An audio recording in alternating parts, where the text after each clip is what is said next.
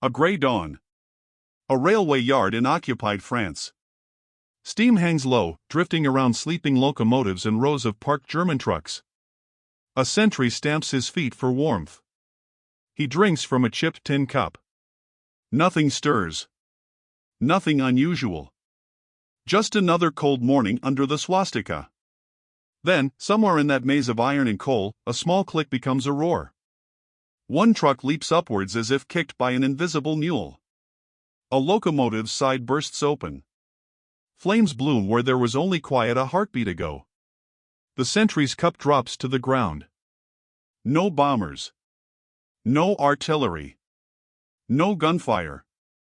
Just an ordinary-looking box that nobody noticed. From our side of the channel, from cottages and labs in Britain, from the pockets of agents and the hands of railwaymen in occupied towns, we sent out a box that looked like nothing and destroyed everything. We knew it as the clam. A dull little metal tin. Easy to mistake for a tobacco tin or a piece of scrap. Easy to carry. Easy to hide. And in the right hands, one of the deadliest anti-Nazi traps of the war. Introduction. To understand why that small box mattered, we need to step back to the summer of 1940. Germany moved like a storm across Europe. Poland fell. Norway and Denmark fell. Belgium, the Netherlands, France occupied. The swastika flew from the North Cape to the Bay of Biscay. Britain stood alone, an island looking across a narrow sea at a continent under Nazi control. We had the Royal Air Force and a stubborn navy. But we could not march an army into Paris. The Germans controlled the ports, the rails, the roads, the factories. They used France's locomotives to move troops. They used Dutch barges in Belgian depots to carry fuel and ammunition. Every workshop, every warehouse, every lorry was now part of their war machine. If we could not fight them with divisions, we would fight them with ideas. Churchill called for action to set Europe ablaze.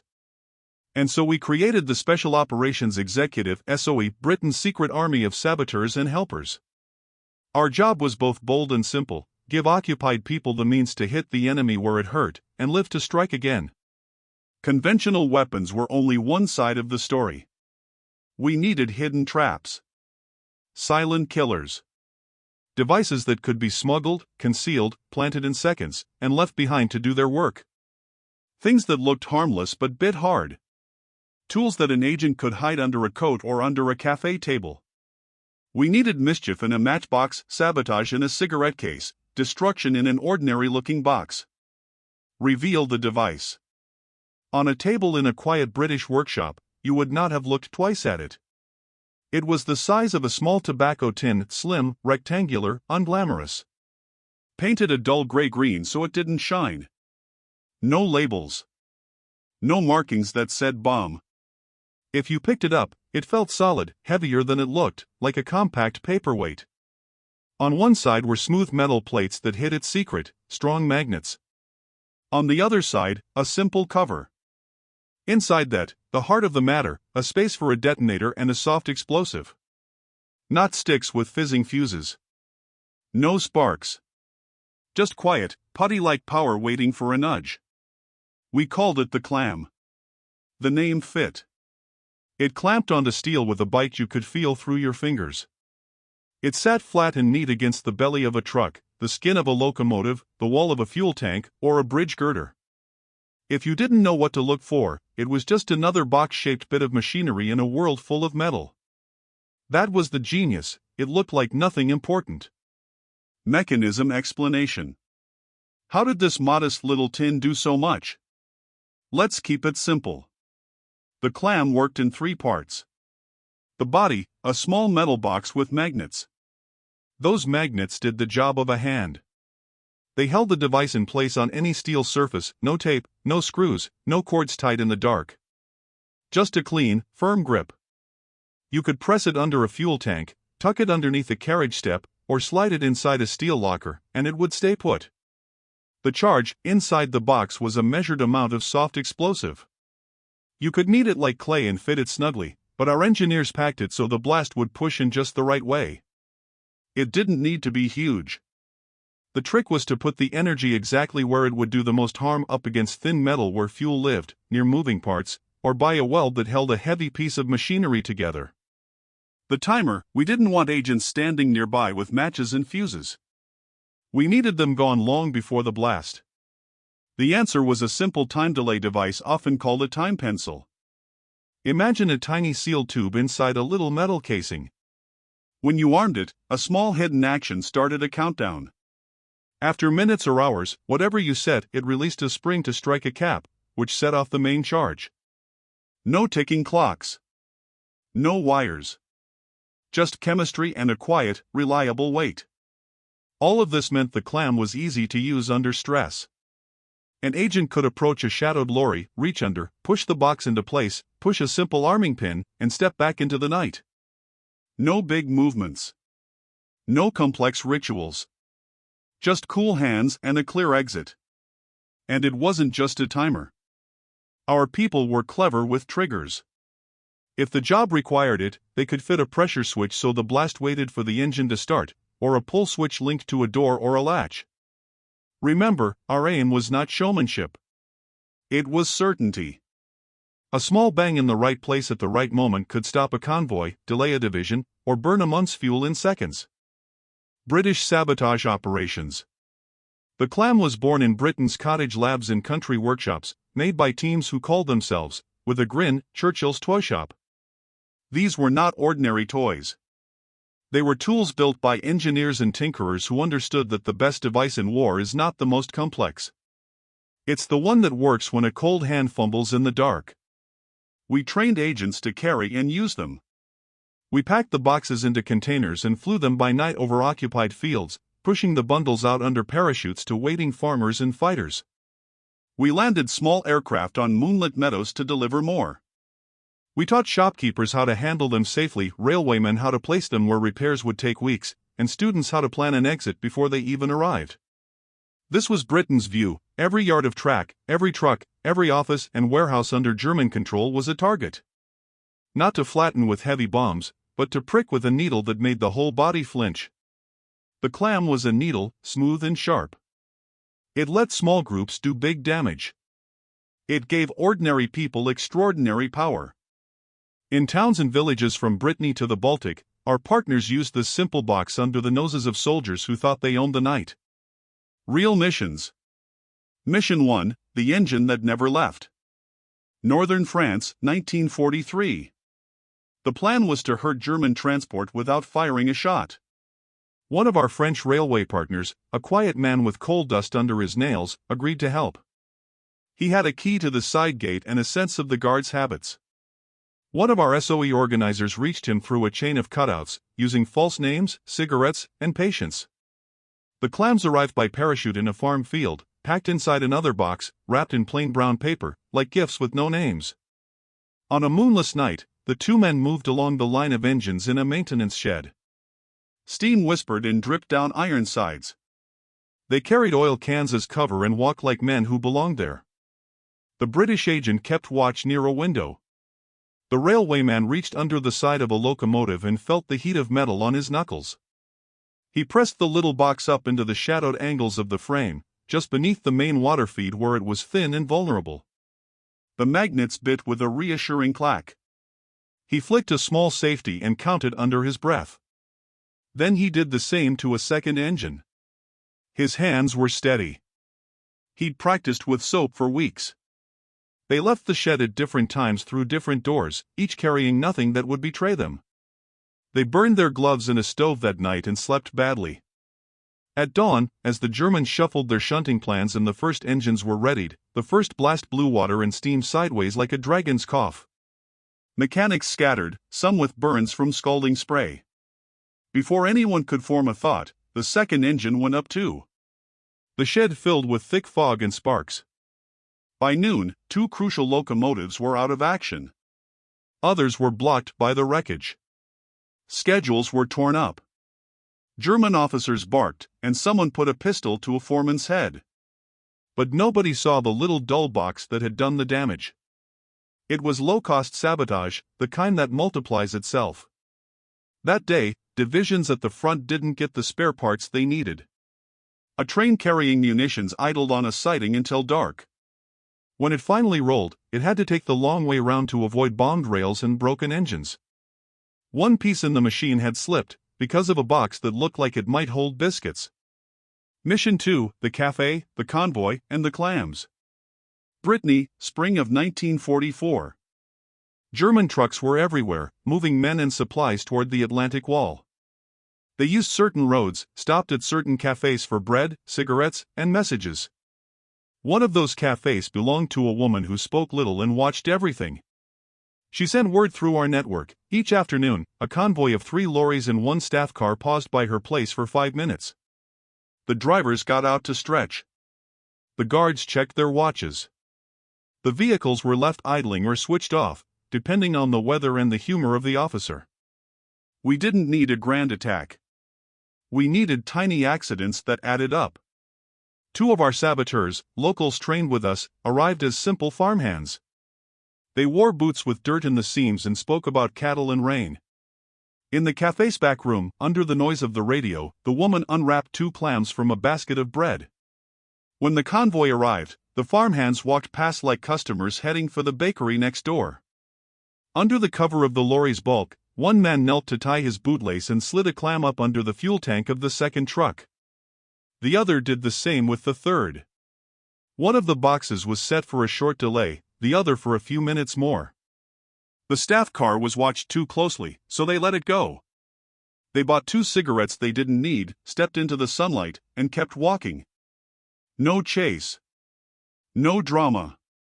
3 minutes later, as the convoy accelerated away, the second lorry shuddered and burst, the blast ripping its tank.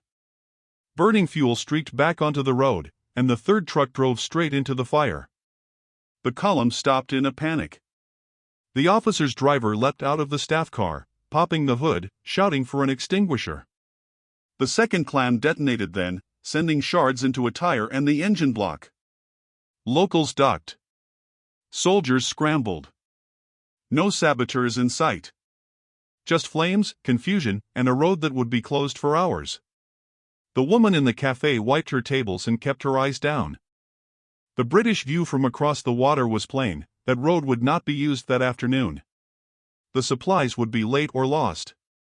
The officer would file a report about unknown causes and demand more inspections under every vehicle. That meant time. And time was the one thing the enemy did not have enough of. Mission 3, the warehouse that ate itself. Low Countries, late 1944. The Germans were nervous and stretched thin. Our airmen hit them from above. Our armies pushed from the beaches. But behind their lines, in the web of canals and narrow streets, our partners wanted to ruin the enemy's stores without a firefight. The target was a warehouse near a railway siding. It held crates of spare parts, fan belts, bearings, lengths of cable, and tins of lubricant. Useful things that kept the enemy's wheels turning. A loud explosion would summon everyone for miles. A fire would bring water pumps and soldiers with hoses. What our planners wanted was something more, unsettling. Damage from inside, at a time when hands were busy and attention was elsewhere. 2 men with forged papers, trained by us, with their ears tuned for slight differences in accents, walked in the front door in the afternoon with a cart and a stack of return stock labeled as ministry goods. They knew their target, a wall of metal shelves near the center where workers came and went. They blended in by moving slowly.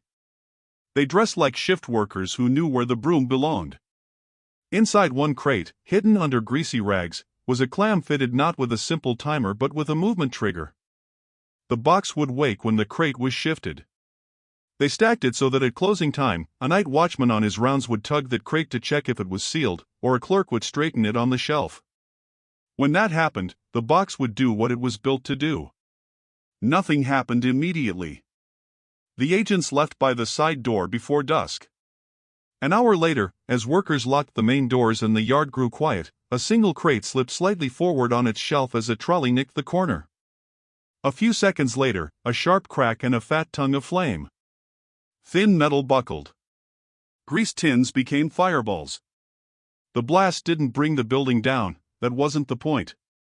It threw burning debris across alleys of parts. Lubricant ran like burning honey. A small fire became an angry maze that the patrol could not reach in time. In the morning, German officers toured rows of blackened shelves and noted that the main doors and windows remained locked. They snapped at each other and wrote that word again: sabotage. From our view, the effect was exactly what we wanted. The enemy spent days cleaning and weeks restocking. Files became paperwork. Time slipped away. All from a device that looked like a box of bits. Impact on German forces. By 1943 and into 1944, the enemy knew they had a problem that planes alone weren't causing. Memos went out: inspect the undersides of vehicles, check locomotives with mirrors, watch for magnetic charges. Drivers were told to park on gravel instead of steel ramps, to idle less, to check their tanks with their knuckles. Guards on depots were told to pay special attention to unknown boxes. None of it stopped the fear. Our intelligence, from intercepts and reports, showed it plainly: the little box had them spooked. Drivers refused to leave vehicles unattended. That meant fewer smoke breaks, more shouting, longer warm-ups. It slowed everything. Railway crews were forced to crawl under engines with torches and sticks, tapping for the weight of a clam. That meant trains left later and arrived after curfew, where other traps waited. Supplies that would have been moved in broad daylight were shifted to awkward hours because officers believed saboteurs liked the afternoon. That made it harder to schedule and easier for us to predict.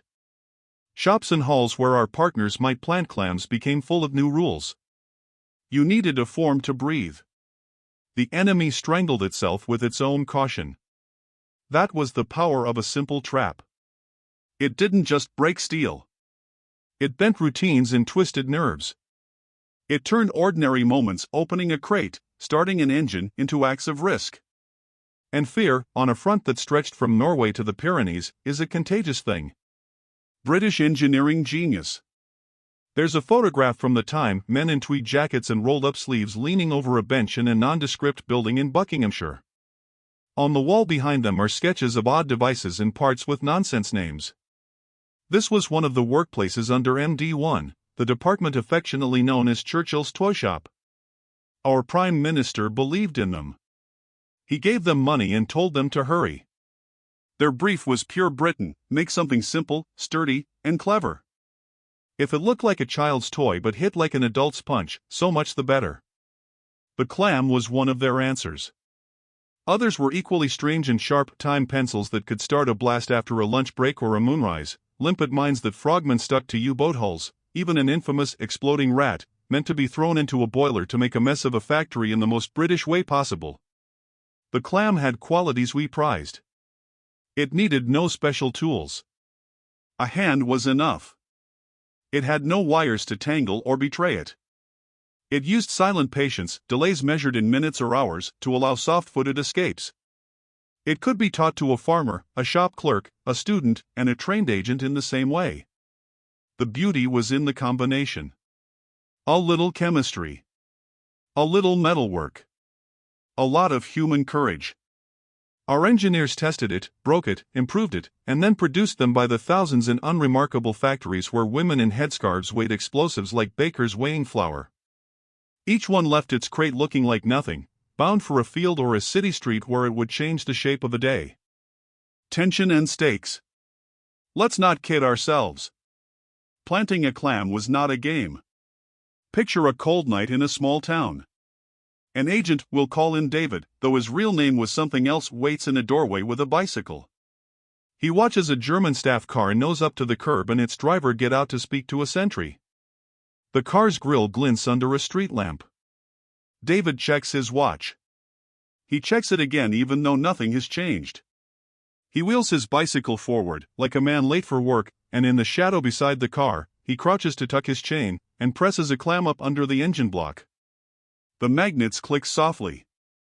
He knows the sound is louder to his own ears than to anyone else's.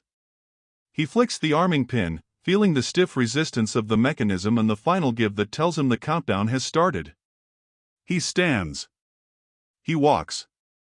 In the cafe window he sees his own pale face and a soldier's reflection. If someone calls out, he has two choices. Smile and turn and agree that he is an idiot who dropped his keys. Or run and be shot. He has practiced the smile in a mirror. He has not practiced the other. This was the risk our people took every night. A clam had no conscience. It didn't care if you were late or if the guard looked away. It did its work when it was told. That meant that if something went wrong, it was unforgiving. We trained our agents to be careful. We told them to place the device and leave. Don't linger. Don't look back. Don't wait to hear the explosion. The best mission is the boring one, we said. The one with a firm clack of magnets and a quiet exit. When a mission did go wrong, the price was high. Arrest meant torture and death, not just for the agent, but possibly for the farmer who let them hide a parachute, the boy who carried their message, the woman who kept the extra key to the shed. That was the hard truth of sabotage in occupied Europe. We didn't write about it in headlines. We folded it into our silence and went on. Historical context. In the great histories of World War II, you'll see maps with arrows. Armies move. Front lines weave and curl. Great generals stand with binoculars. But under those arrows are rails, bridges, trucks, and shelves of spares. The war machine runs on small things. Break enough of those, and the big arrows start to wobble. Britain's view of the fight was that we had to hit the enemy everywhere, from the air with bombers, at sea with convoys and blockades, at the front with soldiers, and behind the lines with sabotage. The clam was not as famous as a Spitfire. It did not roar across the sky. But it made a difference in quiet places, night after night. In 1943 and 1944, as we prepared to land in the West, our strategy included organized campaigns of sabotage. We worked with the French resistance on planned operations to cut rails, damage locomotives, and disrupt signals just before and after D-Day. We encouraged groups in Belgium and the Netherlands to target road bridges and fuel stores. We worked with Danish and Norwegian partners to hit harbors and railways feeding the German war economy. Our reports show how the numbers add up. Harder to repair than a broken rail is a wrecked locomotive. Harder to replace than a smashed window is a melted engine block. Our small charges, placed with care, turned complicated machines into junk. The enemy could not duplicate our advantage quickly. They could not conjure up spare locomotives or trucks without taking them from somewhere else. Everything they moved to repair one blow left another gap. And there's another layer. The clam saved our own lives by saving time. Every minute a locomotive sat in a shed with a hole in its side was a minute our soldiers on the beaches were not facing it unloading troops somewhere else. Every convoy that turned back because of unexplained fires was a convoy that didn't arrive on time to move ammo where it was needed. War is timing. We stole the enemy's. British creativity and the hidden war. Looking back, one thing stands out from our perspective: we won no prizes for showmanship, and that's exactly as it should be. The clam sat in a gray tin, a thing you could set on a shelf and forget. Inside it, the work of our labs, our factories, and our volunteers was bundled tight. When people talk about British creativity in the war, they often mean the grand inventions: radar, code-breaking, new planes. Those matter enormously. But there's a smaller scale too, the knack of turning ordinary shapes into deadly puzzles. We turned lumps of coal into explosives that could be tossed into a tender. We turned pencils into timers. We turned tins into mines. We turned briefcases into delays that could shatter a precise schedule. And we made it all simple because simple wins. A farmer with rough hands could put a clam under a lorry better than a scientist with a textbook if the device did not ask for anything clever. That's engineering genius of a British sort: quiet competence, tricks wrapped in plainness, and results that speak for themselves. Fear and confusion, the enemy's view, our satisfaction. The enemy's own instructions reveal the effect. They warned soldiers to be suspicious of any small metal box, any extra weight on a beam, any package that did not answer a question. They told drivers to lie on their backs in the mud and look under their vehicles with lamps, to search for foreign bodies or small devices. They told station masters to keep logs of unusual smells or stains. They issued posters with diagrams, magnet bombs, sabotage charges, and so on. From our side, reading those captured orders or hearing them from sources, we understood exactly what that meant: we had multiplied our reach. One clam planted on a Tuesday meant 20 cars inspected on Wednesday and 100 men delayed on Thursday. That's how you win a war of numbers without having more men under arms. You teach the other side to suspect their own shadows. We didn't need every clam to explode to feel that satisfaction. The existence of the device was a weapon. But of course, many did explode, and each one had the same voice, a hard cough of metal, the hiss of fuel, the collapsing sigh of a machine that wouldn't be moving again that day. The human side. We must remember the people behind the box. The engineers who shaped it and the workers who filled it with care. The pilots who flew it across black skies in canisters that tumbled like seeds. The radio operators who sent the codes to say delivery tonight and the hands that brought it in from a field while German patrols moved on the road beyond. The instructor who sat at a table in a safe house showing a young woman how to use the arming pin with gloves, how to count a breath in the dark, how to move away slowly even when her heart screamed to run. For many of those people, the clam was the first time in their lives that they held power over the occupier. A small tremor in their fingers as they learned the weight. A small laugh when the magnets first grabbed a radiator and they jumped. And then a shift in their faces as they realized, I can do something. I can push back. That courage is the heart of the story. A device is just a metal shape without a human hand. The trap is only a trap when someone believes in it enough to use it and then walk away without looking back. The little box in the big war. Why call the clam Britain's deadliest anti-Nazi trap? Because it embodied a kind of violence that the enemy couldn't shoot at. It couldn't be faced in a battle line. It couldn't be chased by a fighter plane. It was everywhere and nowhere. It turned places the enemy thought safe, garages, sheds, the undersides of their own vehicles, into hunting grounds. Think of the hours saved for us, the hours lost for them. Think of the miles not traveled, the cargo never delivered, the soldiers who arrived too late to make a difference because a hidden box had burned their convoy the day before. Think of the decisions not taken because a commander's car failed to start that morning for reasons never written down. In a contest of industries and empires, a box the size of a sandwich pushed back a tide. Cinematic ending. Return now to that dawn scene. The railway yard. The sentry's cup on the ground. The steam. The sudden bang. Picture the fire licking at the edges of a broken engine, the red light painting the puddles, the black smoke going straight up because the air is still. Hear the boots running, the shouted German words, the whistle that keeps blowing because the man holding it doesn't know what else to do. Then pull back. Imagine a map of Europe.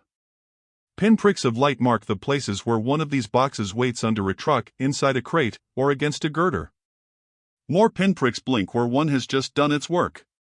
Each one is quiet. Each one is unseen.